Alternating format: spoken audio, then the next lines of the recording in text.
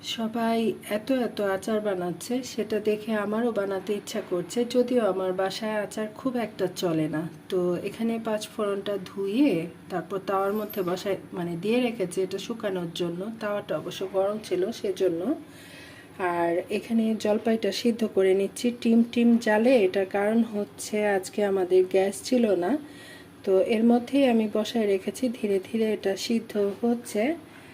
আর অনেকটা বেলা হয়ে গেছে, আসলে বানানোর ইচ্ছে ছিল অনেক আগেই, কিন্তু যে গ্যাসের জন্য লেট হয়ে গেল। আর এখানে সরিষা কাঁচামরিচ দিয়ে বেটে রেখেছি, এখানে আদা রসুন বাটা নিয়েছি। খুবই অল্প উপকরণে একটা টক ঝাল আচার এটা। এখানে রসুন কুচি করে রেখেছি, এখানে মরিচ চিকন চিকন করে কাটাকুটি করে রেখেছি। এই হচ্ছে উপকরণ, খুবই অল্প উপকরণে খুবই মজার টক আচার, ঝাল টক আচার আর কি। টক ঝাল বা ঝাল টক। এখানে ভিনেগার আছে, সরিষার তেল আছে, আর সাথে বিট লবণ আছে, আর নর্মাল যে লবণ আছে সেটাও একটু ব্যবহার করব। যেহেতু টক আচার, লবণের পরিমাণটা কিন্তু একটু বেশি লাগবে, তাই না? তো ঠিক আছে, আপাতত এটুকুই ভিডিও করলাম। আর এটা হতে থাক। তারপর জলপাই থেকে দানাটা ফেলে দেব, শুধুমাত্র জলপাইয়ের যে মাংসটা থাকবে সেই মাংসটা দিয়ে আচারটা বানিয়ে নেব। সবার দেখা দেখি আমিও চলে আসছি একটু আচার বানাতে। নতুবা আমার বাসায় আচার খুব যে একটা খেতে ভালোবাসে সেরকম বিষয় না। এখানে 2 কাপ পরিমাণ সরিষার তেল দিয়ে দিলাম। আচারের জন্য সবচেয়ে ইম্পর্টেন্ট বিষয় হচ্ছে রসুন। রসুন দিলে আচারটা কিন্তু অনেক বেশি ভালো থাকে, আর খেতেও অনেক বেশি মজা হয়, তাই না? আরেকটা কথা হচ্ছে, এটা গতকালকে বানাতে নিয়েছিলাম, কিন্তু গতকালকে হঠাৎ করে আমাদের গ্যাস চলে গেছিল, গ্যাস ছিল না। তো অনেক কষ্ট করে জলপাইটা সিদ্ধ করেছিলাম, কিন্তু আর বানানো হয়নি। আর আজকে সকালবেলা গিয়েছিলাম আমার মাকে দেখার জন্য। আমার মায়ের শরীরটা হঠাৎ করে অনেক বেশি খারাপ হয়ে গেছিল। তো সেখান থেকে আসলাম, গোসল করলাম, নামাজ পড়লাম, তারপরে যে আসলাম এখন আচারটা বানানোর জন্য। তারপর এখানে এই যে ফ্রিজে রাখার কারণে এই যে কেমন কেমন হয়ে গেছে দেখতে, তাই না? ঠান্ডা এরকমের হয়ে আছে আর কি। এটা সরিষা আর হচ্ছে কাঁচামরিচ, আর এখানে হচ্ছে এই যে 1 টেবিল চামচ আদা রসুন বাটা। একদম অল্প একটু বানাবো, তো সে কারণে খুব বেশি মশলা দেওয়ার প্রয়োজন নাই। রসুনের সাথে সাথে এগুলো খুব ভালো করে ভেজে নেব।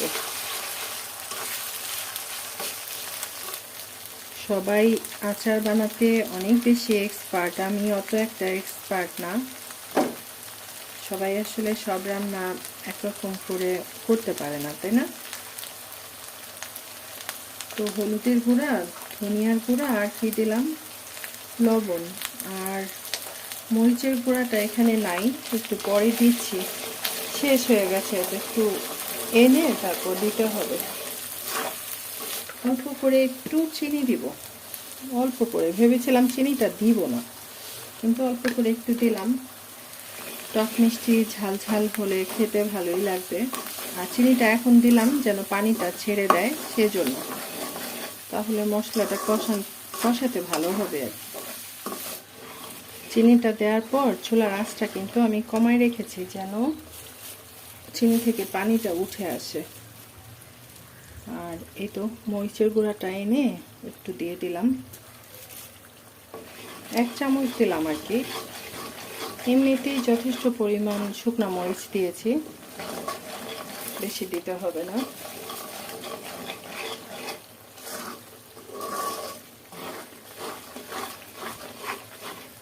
এখন কি করব, এখন হচ্ছে জলপাইটা যে কালকে সিদ্ধ করে দানাগুলা, বেশিরভাগ দানাই ফেলে দিয়েছি, অতিরিক্ত দানা থাকলে ভালো লাগে না। তো ফ্রিজে ছিল আর কি ইয়াটা, জলপাইগুলা। আর আরো পরে যদি বানাতে যাই তখন একদম অন্ধকার হয়ে যাবে, তখন আর ভিডিও করতে পারবো না। এই জন্য এখনই করে ফেললাম। দুই একটা দানা আছে, অনেকে আবার আচারের মধ্যে দানা থাকলে খেতে পছন্দ করে, সে কারণে অল্প অল্প করে করা আছে আর কি। তো যাই হোক, এটা আমি মিশাই নেই, কারণ এটা তো একদম শক্ত হয়ে আছে, মিশাতে সময় লাগবে। ও, যে কথা বলছিলাম, আমার মায়ের শরীরটা গত 2-3 দিন অনেক বেশি খারাপ ছিল। তো আজকে দেখে আসলাম। অসুস্থ তো, আগে থেকেই অসুস্থ, ব্রেন স্ট্রোক করেছিল। তো মোটামুটি আছে আর কি, ভালো মন্দ মিলঝিল করে আছে। সবাই দোয়া করবেন আমার বাবা মায়ের জন্য। আমরা সবাই সবার বাবা মায়ের জন্য অনেক বেশি বেশি দোয়া করব। আল্লাহ যেন আমাদের সবার বাবা মাকে ভালো রাখে, সুস্থ রাখে। আসলে বাবা মা বিষয়টা হচ্ছে ইমোশনালের জায়গা, অনেক আদরের জায়গা, ভালোবাসার জায়গা। বাবা মা তো বাবা মাই, তাই না? তো যাই হোক, অনেক কষ্ট করে আপনাদের সাথে কথা বলতে বলতে আচারের জলপাইটা ভেঙে দিলাম। চুলার আঁচটা একদম কম করে রেখে আমি ধীরে ধীরে ধীরে ধীরে এটা খুব ভালো করে কষায় নিচ্ছি। এই ধীরে ধীরে এই আচারটা রান্না করতে হয়, কারণ যেহেতু জলপাইগুলা তো আস্ত নাই, ভেঙে দিয়েছে না, সেজন্য। আর আস্ত আস্ত জলপাইয়ের আচার খেতাম যখন আমার মা ছোটবেলায় বানাতো, যে জলপাই কেচে কেচে রোদে শুকায় তারপর তেলের মধ্যে ভেজায় রাখতো, সেরকম। আর আমরা এরকম নরম আচারটা খেতেই বেশি ভালোবাসি আর কি, খিচুড়ি দিয়ে, বিশেষ করে খুদের ভাত, বিরিয়ানি, এগুলা দিয়ে। তো সে কারণে এটা এইভাবেই বানাচ্ছি। এই আচারটার আবার আরেকটা ভালো দিক আছে, যদি টক খেতে ভালো না লাগে, এটা অর্ধেকটার মধ্যে চিনি মিশাই নিলে মিষ্টি আচার হয়ে যাবে। আচারটা হচ্ছে নাড়ার উপর রাখতে হবে, মানে খেয়াল রাখতে হবে নিচনে যেন পোড়া না লাগে। এই দেখেন, আচারটা উল্টে উল্টে আসছে, এই যে।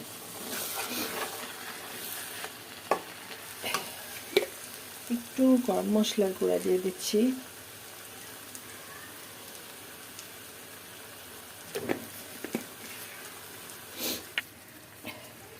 পাঁচ ফোড়নের গুঁড়াটা করে নিলাম, আর এখন দিয়ে দিলাম, একটু বেশি করেই দিলাম, কারণ এত সুন্দর ফ্লেভার লাগছে।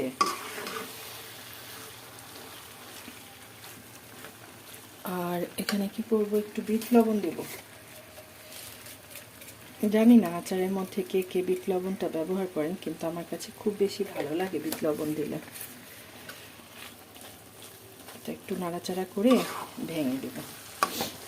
আর ঠিক এ পর্যায়ে এসে কী করব, একটু ভিনেগার দিয়ে দিব, একটু পর পর এটা সেটা দিচ্ছি আর কি। একটু ভিনেগার দিয়ে দিলাম, তাতে করে কি হবে, আচারটা ভালো থাকবে। ব্যাস, এখন নাড়াচাড়া করে কিছুক্ষণ জাল করব, তাহলে আচারটা হয়ে যাবে। দেখেন আমি আবার কি করলাম, আমি তো টক খাবার খেতে একদম ভালোবাসি না, সে কারণে আবার 1 কাপ চিনি দিয়ে দিলাম, যে না বাবা, টক আচার খাওয়ার দরকার নাই, আরেকটু করে আরেকটু চিনি দিই, কারণ আমি নিজে টক খেতে ভালোবাসি না একদম। হলো আর কি, হজবরলও একটা আচার, কোনো সিস্টেম নাই, যখন যেটা মন চাচ্ছে সেটাই তার মধ্যে দিয়ে দিচ্ছি আর কি।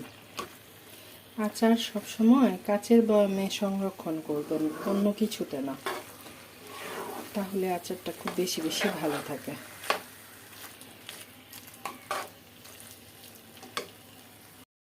প্রথমে ভেবেছিলাম টক আচার বানাবো, পরে চিন্তা করলাম আমি নিজে যেহেতু টক আচার খেতে ভালোবাসি না, এটা এমনিতেই থাকবে, কোনো প্রয়োজন নাই। সে কারণে চিনি দিয়ে টক মিষ্টি ঝালঝাল একটা আচার বানালাম। আর আচারটা বানাতে 1 ঘন্টা 20 মিনিট সময় লেগেছে, কারণ হচ্ছে চুলার আঁচটা কমে রেখে ধীরে ধীরে আমি কালারটা সুন্দর করেছি, তেলটা ছেড়ে দিয়েছে, তখন আমি আপনাদের সাথে সার্ভ করার জন্য চলে এসেছি। আর শুকনা মরিচটা এরকম করে কেটে দিলে দেখতে অনেক বেশি সুন্দর লাগে, কথাটা বোধহয় আমি আরেকবারও বলেছি। প্রিয় ভাই বোন বন্ধুরা, সবাই খুব বেশি বেশি ভালো থাকবেন, সুস্থ থাকবেন, আমার জন্য দোয়া করবেন। আর আমার আচারের রেসিপি কেমন লাগলো সেটা তো অবশ্যই জানাবেন। আল্লাহ হাফেজ, আসসালামু আলাইকুম।